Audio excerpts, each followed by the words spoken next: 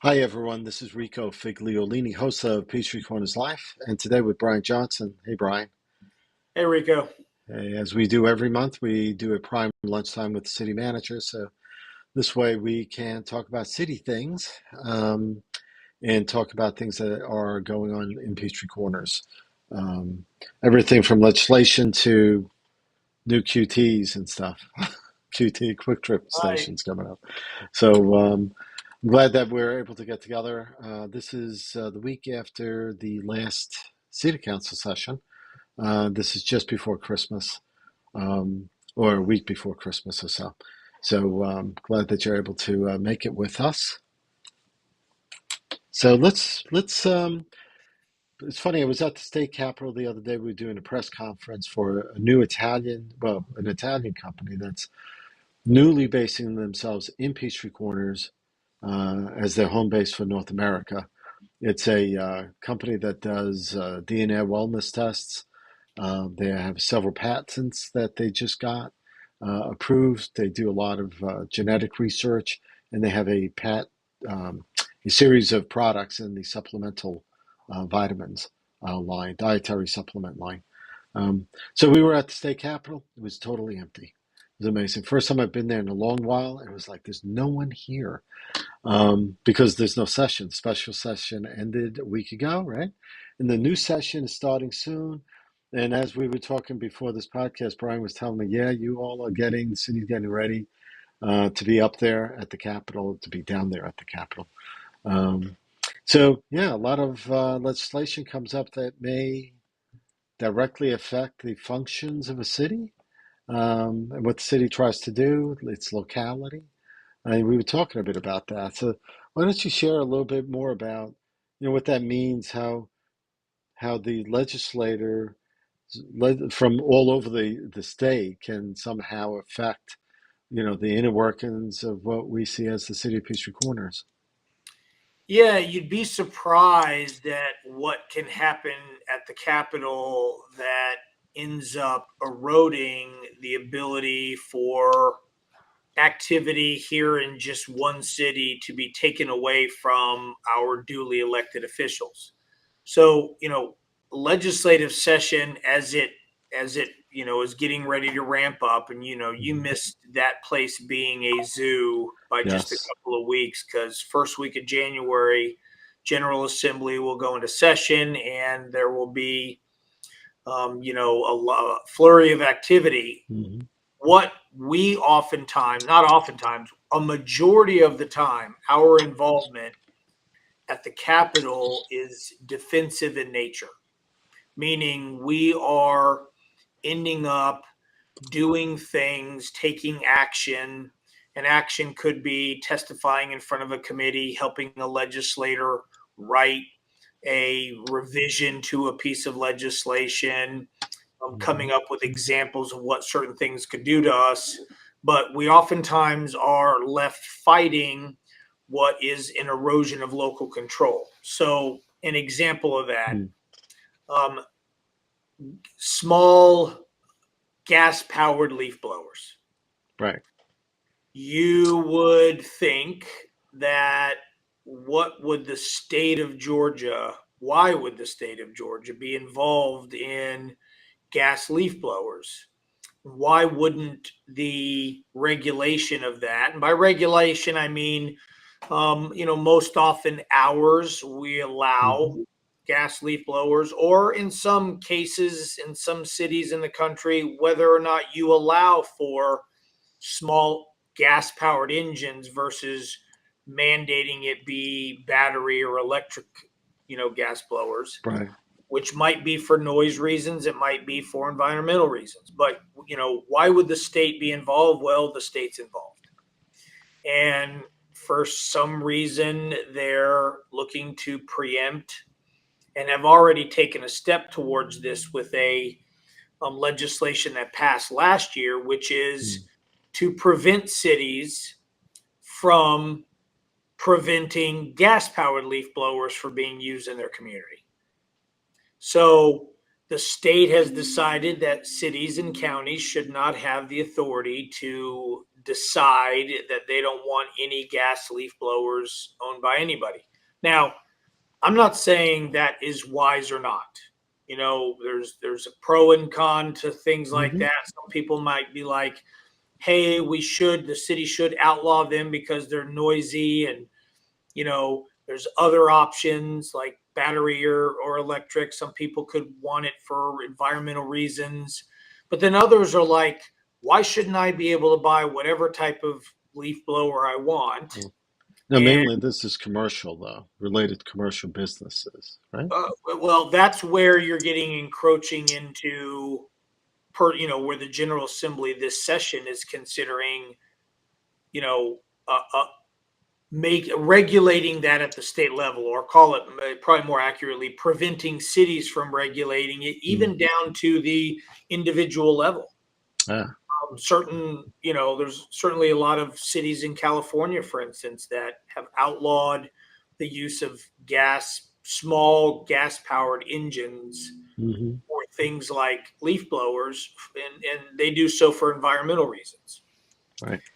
Just like the emissions, because they all admit it. They Mm-hmm. have emissions, and when you add them up, people who are concerned about the environment says that's an unnecessary emission.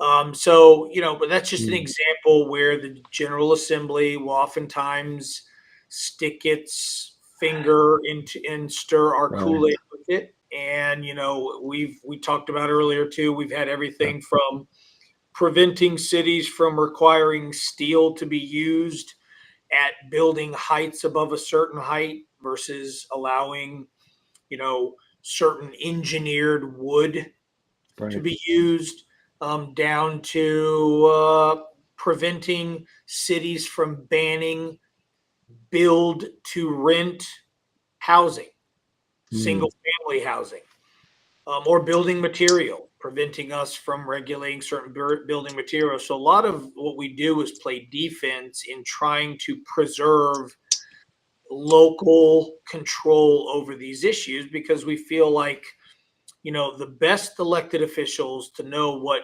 Peachtree Corners and Peachtree Corners residents Mm-hmm. want and need are the 7 that are elected locally that you do have access to. You see our elected officials in the grocery store and at church and various places. They're accessible. Right. They understand the community. So we're already preparing to defend and preserve some of those.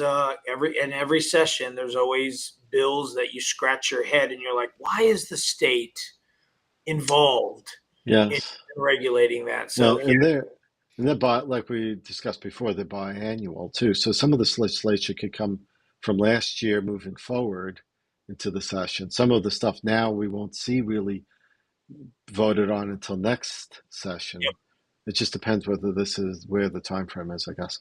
But you're right. I mean, I see that. I remember the wood versus the metal structure stuff that happened a couple of years ago, or maybe it was last year. And obviously, the lobbying industry for lumber is interesting because I think that was I forgot if it was Sandy Springs, one of the cities, it right, was Sandy, Sandy Springs who had right, banned it, and then on anything above 2 stories or more, yep, right? Because they were going to require steel. right, which is more durable even Correct. than engineered wood, I would argue. Um, so, I mean, I could see why that made sense. It does make the project a little bit more expensive.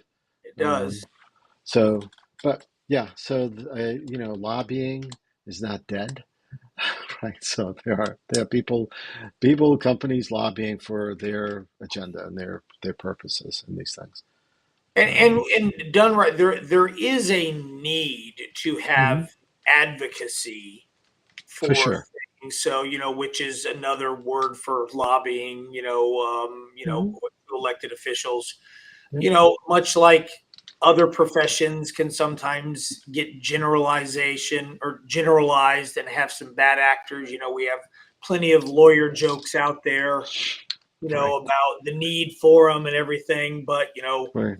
the, but you can make all those jokes you want, but there could be a case where you do need legal representation, and Right. you'll be very happy, that the legal profession exists in times like that. Lobbying's no different. They get a negative, you know, rap, and maybe Yeah. deservedly so in many Right. cases because of the graph that's out there. But there is definitely a need to have, people who understand the system, know the players that can advocate for or against a certain position, depending on where Right. you stand and how it might affect you. Yeah, and I can appreciate that. I mean, if you're a large landscaping company and all of a sudden you were told we're going to ban all gas leaf blowers, what does that mean? Well, do I have to spend thousands, tens of thousands, hundreds of Right, thousands of dollars now that I wasn't planning on to buy electric? And by the right. way, when we're in the field doing this all day long, those batteries take, 45 minutes to charge or an hour to charge. That means I got to buy more batteries. So, I mean, I appreciate from the business side what that would mean to a company, right? Just the logistics and the money. Um, and developers feeling they don't need steel versus manufactured wood, but, like we've discussed before, there's a, there's, you can look at any project like the build to rent, I mean, we've talked about that before too, right? About apartments and or townhomes where a developer builds 70 townhomes and some investor comes in and buys 10 of them Yep, maybe and rents them. yep. And now they become rental properties, whereas they're not equity owned, which is what really stabilizes, I think, suburban communities. Urban areas, it's a little different, more dense population. You have high-rise apartment buildings versus garden apartments, if you will. Because someone had asked me about that, about like a seven-story apartment building, let's say behind Chase. In 10 years, it'll be, who knows what it'll be like? It'll be like the apartments with more crime in it. I'm like, normally when you see those types of apartments, they're garden apartments. They're three-story apartments without a doors, no hallways or anything. That's rare to see that in an apartment complex in an area like this where it's multi-use, there's retail and stuff.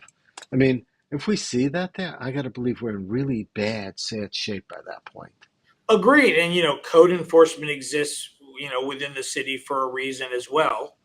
Mm-hmm. You stay on top. There's going to be a lot of eyeballs on that location, so it's not like it's going to be hidden and Right. everything. I agree. I mean, that's a difficult one. And then you get into a position where, unfortunately, we are right now, where I think it was earlier this week. Wall Street Journal had an article about the fact that it's actually we're in a position where the average person cannot make the numbers work on Yes. buying a house I because saw that. Yeah. interest rates are higher now. Of course, I remember in the you know late 80s, my parents talking about interest rates when they were 12%. Yes, I remember that. Yeah. I mean, so 7 is still pretty good. But that being said, what hasn't happened is, as those have gone up, Mm-hmm. housing values coming down to take into account the fact that if somebody wants to get a loan to buy this house, it's got to be low enough that they can afford to pay the 7% Right. interest. And right now Right. it hasn't. No. And so for those who are needing a place to live, even if they wanted to buy right now, they can't afford to buy. So they are in a No. position where they're looking to find high quality rental product. Mm-hmm. And so there is a huge demand for it. And as we know, these things go in cycles. For sure. Sometimes the cycle is many years or maybe even decades before it comes back around, but it all comes back around. So, For sure. Now, some of the young people I know, speak to some young people in their 20s and 30s or close to their 30s, maybe, and they've saved quite a bit of money during COVID, right?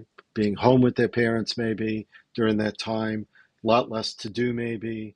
So they may have like a down payment even right. for a house. And I'm hearing stuff like, well, you know what? I'm so used to not thinking about I need to buy a house that why even buy a house? Just rent, number one. Like you said, it's expensive anyway, right? It could be a third of your monthly income, if not half sometimes, the Yeah. mortgage payment, which is kind of ridiculous. It used to be the rule was a quarter. I feel like an old guy. I am an old guy, but back when it used to be a Yep. quarter of your monthly income, right? Or your net Yeah, income, your net income. right? So that's what I have to keep mentioning to my kids. When you talk about things, you have to talk about your net. If you're thinking you're going to get a car and it's $500 monthly payment, you got to make 750 to make that monthly payment. Yeah. Plus your insurance. So Yes. it's a constant discussion of that. So now you have people don't want to buy, also because they're hybrid work at home and stuff, and because they might be transit, they might move to a different place for a different job. Why tie themselves down? That's right. Right? Nowadays, job hopping is not frowned upon like it used to No. be. Hmm. And the other thing is people are much more flexible, and they're like, look, I have a skill set that I can do a lot of work for a lot of companies and not ever have to Right. relocate to where that company's headquartered, because they're going to let me work remotely, Yeah. which means that I want to be flexible. I want to be able to move, even if it's to a great tropical location, Right. whatever, but I don't want to be tied down. You're right. I Right. mean, it's a Right. different world. I mean, it was going that way anyway, but COVID just flipped everything upside down. For sure. And even jobs. I mean, one of the companies locally that I know, they always talk about their Argentinians. I'm like, what are you talking about? And it's like the near shore outsourcing of their work to Argentinians, because it's the same time zone roughly down there, depending where in Argentina you are. Um, and when you have 15 employees and they all live in Argentina, that means no one's moving or buying over here either. Those jobs are not Right? here, right? So you got a bit of that going on. I use a couple of freelancers that are out of state. So for Yeah. varying various So, reasons. what you're using them for, that's perfectly acceptable. Yeah, yeah, They're producing something for you that you have to be happy with, but they can produce it anywhere. that's right. So it's a bit of that. But, with all that, I mean, so for example, I have a Ring at home, right? Ring camera, door camera thing. And I have a couple of security, cameras outside. A lot of people do that. Um, and it's interesting because most of the notifications are lost pets that I see locally. Every once in a while, you see something. Someone says, "Have you noticed these guys? They're testing the door locks on my car. They're in my driveway. My camera picked them up." Those things are constantly happening. It's a less violent crime, I think, now in the suburbs, and more of the, stealing and robbery and stuff. So we were talking a little bit before about that. And I know that, for example, the forum will be adding a lot more cameras um, to the shopping center, because of some of the stuff going on with Lululemon, and there was a robbery at the jewelry store and stuff. So, which is good, right? More cameras, better safety, all tied into the marshals, to Gwinnett Police, to Crime Center in the cloud with Fusus. But you were also talking about apartments obviously have issues and break-ins and stuff. And there's a little bit more of that happening recently, it seems. So you're talking about also putting that they should be having cameras as well, right? So what Oh, is that? absolutely. Well, Yeah, so going back to the form real quick, they yeah. did work with us Hmm. and have installed a video surveillance system on the property that they share with our marshals now. Right. And in fact, it was as a result of that the Carnegie jeweler or jewelry robbery, Hmm. it was the work of our marshals in pulling the video surveillance that helped them identify the individuals involved in that robbery, and they've ultimately been apprehended. Well, okay. Including, these guys have a skill set that's amazing. One of our marshals noticed that one of the two individuals walking out of the store that got on camera, even though the camera caught their back Hmm. walking away to the car that picked them up and drove out. but noticed that one of the person's arms wasn't swinging the shoulder quite normal. Mm. Turns out that there had been an injury of some sort. I can't remember what, but person was in a sling. And Oh, that wow. helped kind of confirm when they ultimately apprehended the individual who turned out Hmm. to have an injury to that arm. Little subtle Wow. things like that and the use of, video surveillance footage is a powerful, you put it in the right hands, somebody who knows how to use Hmm. it, you get technology out there, it helps. So that has helped, now that's unfortunately an after the fact, Right. apprehension. The best crime is the one prevented. But yes, during the holiday seasons, or you always have more of the porch pirate phenomenon. Right. Uh, Sure. we get that. We also have recently had a rash of break-ins in the big apartment kiosk mailboxes, where you go in and you got a room with, Hmm. all the mailboxes, and, everybody goes in, has their little key, breaking in there. And we're working with the owner of one in particular that's had, multiple break-ins to get the video surveillance footage to help, prevent. And I believe of the latest one, they were able to, our guys were able to identify the individual involved in it and turn that information over to Gwinnett PD for them to work into, actively apprehending. Still not a crime prevented, but, Right. the more of these you catch, and maybe these people either go to jail or stop doing it, that, maybe preventing future ones. So yeah, I mean, Mm. people need to be vigilant, Yeah. or vigilant, Right. uh, and about that kind of stuff. Ring doorbell cameras are a great way to do it at home to see when they're dropped. But it's just tis the season, unfortunately, that you get these types of criminals that, crimes of opportunity. And Yeah. Well, but we've had this discussion before, Brian, about, the more wired up we are, the more camered up we are, which, some people might say, well, that's Big Brother looking, are we going to be like London where there's a camera literally, or three cameras literally on every street corner? Um, to some degree, I think certain part of our society doesn't have a problem with that, because it provides eventually, um, the ability to be crime free.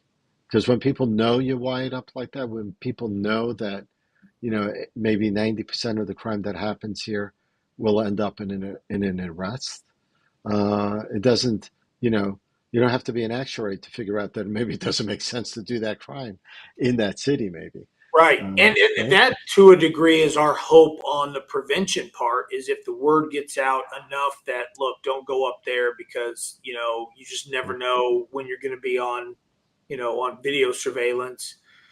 Is one way. But you're right. I mean, most of the people who are like, look, I'm not doing anything illegal. If somebody wants to know, my, schedule every day, they're going to be bored Right. out of their mind. It's not, a big deal. The other thing to consider too is, to a degree, we're already there. You mentioned that you Sure. had a doorbell camera. Hmm. Our, Gwinnett PD, our marshals will typically um, ask for the video surveillance footage of houses in a neighborhood, of a crime committed in a neighborhood, Hmm. and they will follow a car out of the neighborhood by checking, each house as the car drives by, and see if it drives through the lens of the video Right. doorbell, which is technically supposed to be concentrated on your front porch and threshold or whatever, but its view goes out into the street if the street is in front of your house. And guess what? You can capture images of people, Oh, yeah, walking across that. So if, for sure. my marshals wanted to know what I was doing every day, and they had the time to reach out and ask for the footage of all sorts Hmm. of businesses and homes, they could essentially piece together where I'm at every day. Oh, I'm sure. There's no doubt. I mean, we are.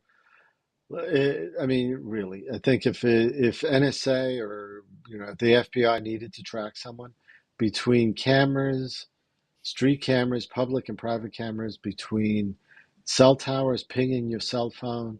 I mean, for you to be invisible in this environment, it's almost impossible unless you get rid of your phone. You don't use Yep. any cards. You don't go to the Yep. bank. You don't only use cash. It'd be impossible to get off that grid unless you're out in the woods somewhere. Yeah. I mean, it really So is. So, yeah, yeah, we're going to leverage technology as much as we can, as we've obviously talked about before. But yeah, it yeah, does.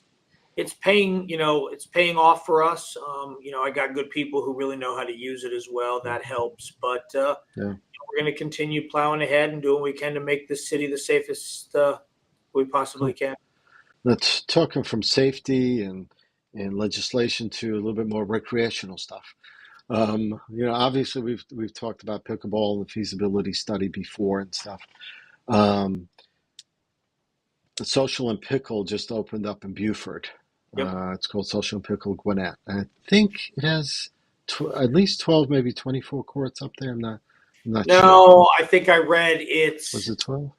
I think it's 12. It might be 14, but no, it's 14. it's Okay. 12, 14 Yeah. range. It's And definitely not And 25. that's definitely if you want to play pickleball and you want to have lunch or even dinner and do pickleball indoor and outdoor. It's a great brand new facility. But we were talking about here in Peachtree Corners, doing some sort of public-private partnership. So we were talking a little bit before about how that could look, where that could go. At one point I thought Nitrozone would be, one of those great places for it. But obviously now I found out that they've cut out a portion of that property to become a brand new Quick Trip over there on the corner, Jimmy Carter and PIB, right? Um, Yes. Now, yeah. and also remember the former Nitrozone property is occupied. It's been bought by a company that makes, I believe, metal awnings of some sort. Oh, so are And they manufacturing in I that actually there? don't know if they're manufacturing it there or storing it there. It is zoned M1, Hmm. so they could manufacture it there. Right. But it was a 12-acre site, so they still have 10 plus acres, Okay. even after carving out the little 1.8 for Quick Trip. Right. So it still could be a site, with plenty of parking. I mean, it Right. was really what they took an underutilized section of their parking lot, and that's what Yeah. they, subdivided off. But yeah, to your point, pickleball. So what we're doing right now is having some discussion, conducting our due diligence on Hmm. really one of two routes that we would potentially go on the pickleball question. And that is if we want to go the route where food and beverage is the main driver and pickleball is a secondary component to it, Hmm. then you want to go with the pickle and social chicken and pickle model, which is like Top Golf, but Right. for pickleball. So when Right. you go there, there is you know you're going there for an experience. You're not necessarily going there to just play pickleball, and Hmm. when you're going there for an experience to socialize, to drink both non-alcoholic and alcoholic beverages. Right. It's what do they call it, competitive socializing. Oh, And really? Okay. yeah, so if we go that route, that means that the developer we would like to partner with is one who either owns a franchise for one Hmm. of those establishments or is a developer of it and has a restaurateur that's prepared to come in behind and then run the facility. Gotcha. And so that one, the upside is food and beverage will generate a lot, more Hmm. revenue at the site. The downside is those locations, generally 12, 14 pickleball courts, are all they can support when it Right. comes to the food and beverage and the wait staff. So that's the pro and con there. What that doesn't do is provide one significant difference. If we flipped it and we looked to partner with somebody who was pickleball first, like Hmm. constructing a facility that you're going there to play pickleball. Oh, by the way, you might want a Gatorade or a hot dog, or you may want to stay after. And, after you and I play Rico, we stay after and, Hmm. have a beer and talk about the match. But we were there to play pickleball. Right.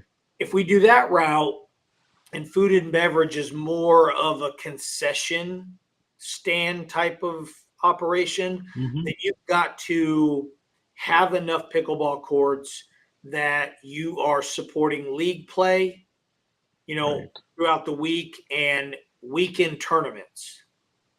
And so to do that one, you're going to need to build more courts. I believe 25 is the minimum you need to build for the American Pickleball Association to schedule a regional event at. Hmm. So the higher cost there would be more courts. It would be lower cost on the food and beverage side. So we're just weighing which one that we have the greatest chance to find a private partner to do it with us. Right. B, might pay the biggest dividends for the greater Peachtree Corners area, which, might be, if consider all of that, might be the pickleball first, just because it's going to get hotel room stays, Hmm.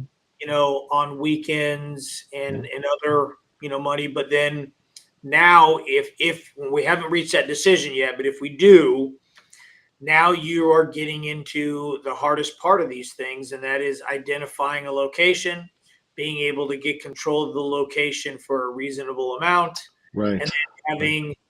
having negotiated with the private partner an arrangement that doesn't, require the city to have a lot of skin in the game, Hmm. especially year to year. That's what we want to really avoid, is having to end up feeding this kind of Right. thing out of city. Operational Yes. operational costs and stuff. Yep. Um, but the city would be able to, would the city be able to, if this was a public-private partnership?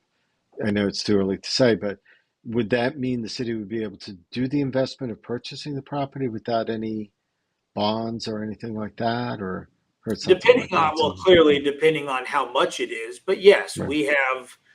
we have some, we have money in savings, an opportunity fund that we Hmm. call it, that, it's a fund for, to be used for projects that would provide economic development, Right. benefit to the city. It's an opportunity that we want to seize. So, depending on the amount, sure, which could be one way that we help incentivize it, is maybe we're involved in the acquisition of a location. Maybe we're waiving Right. certain fees and taxes on it. Maybe we're, you know, uh, involved, or, say a downtown development authority or redevelopment authority is Hmm. involved in the construction of it to save on taxes on the construction material, which, as you can only imagine, would add up. If you're building a, Yeah. $25 million facility, you're purchasing a lot of construction material, and if you don't have to pay taxes on that, you can save a lot of money there. Sure. Sure.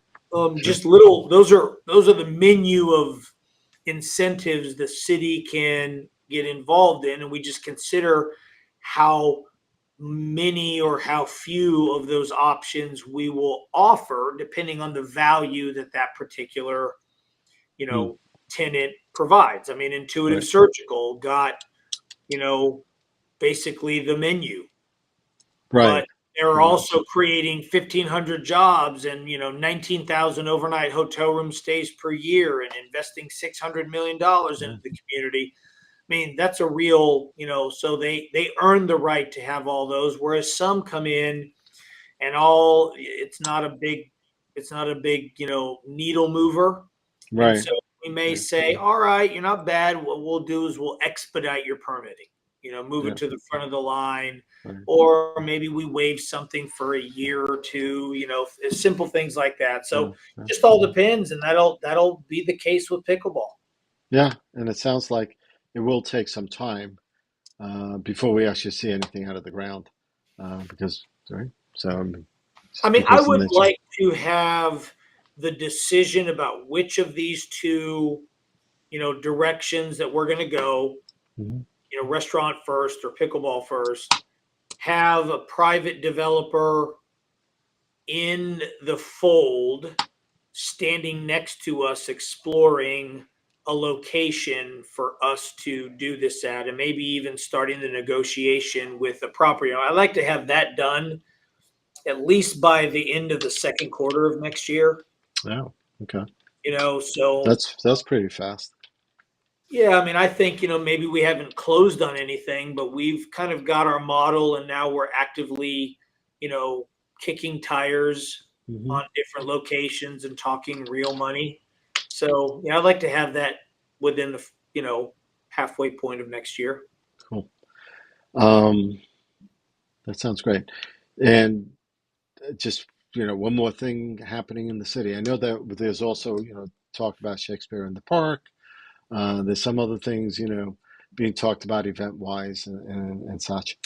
So there's always something going on in the city, right? When it comes to recreation. Um, I guess the last thing is there any other? We talked about legislation. We talked about pickleball. We talked about crime. Um, is there anything you'd like to touch upon before we close the show? No, I mean, we've talked about it before.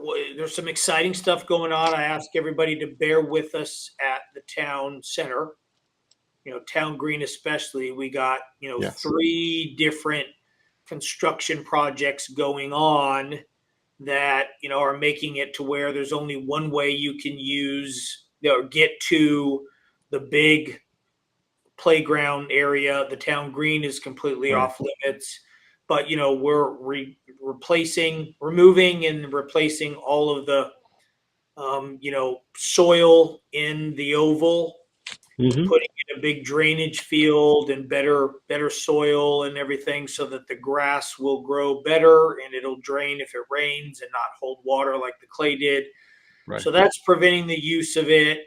We have the very first area where there was playground equipment that had the little hill with the slide. Hmm. That area is now off limits because we're calling it the tot lot, the, 5 and under oriented playground equipment Right. there. Right. It's going in. And then, of course, the dog park. We're hoping to Behind have, Center Bistro. yes, we're hoping to have that done and open sometime in beginning of February. And then we're Oh, also, having to fence off the area around all the fitness equipment. yeah. The Um, wall's up. I mean, is yep, the that wall is up. So the towers, remember, we're building it in the style of a frontier fort. mm-hmm.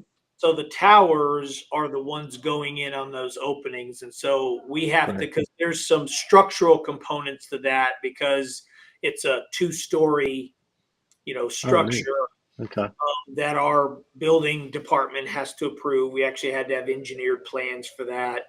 That's why they're not in yet, whereas the fence was just the fence. But that'll look like a Right. frontier fort. So it'll keep, that area looking, it's called Fort Payne, Pain.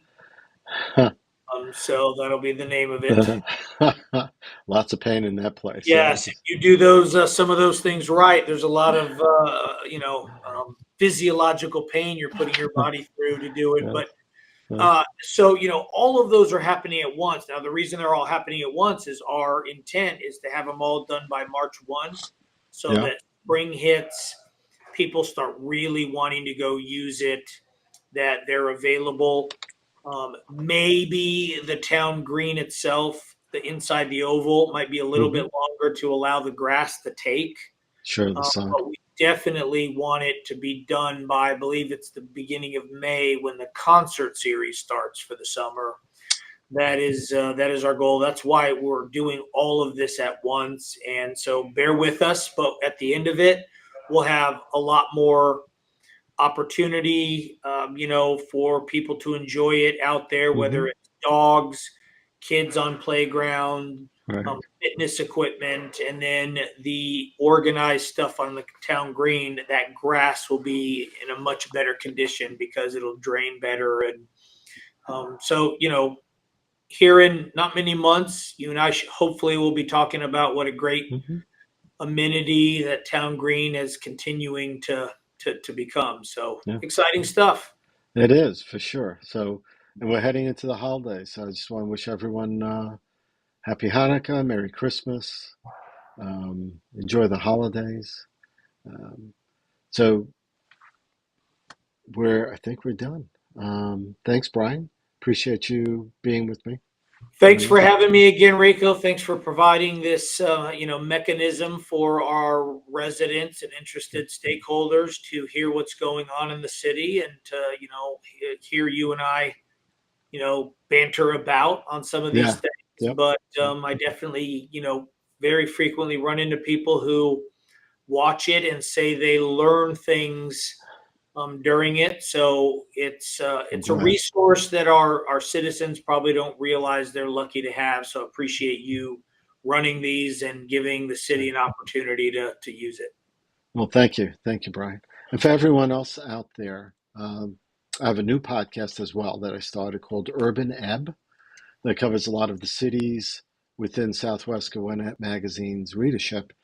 And we're going to be, hopefully, the next episode will be with Restrepo, the chief marshal of Peachtree Corners. And we're going to be talking a bit about marshals, what they do, what they are in a city of this size, some of the technology they're employing, and we're going to be delving a little bit more into some suburban works of how policing is done in this type of environment. So check out for that. Hopefully, we'll have that up. I think it'll be the beginning of January, likely.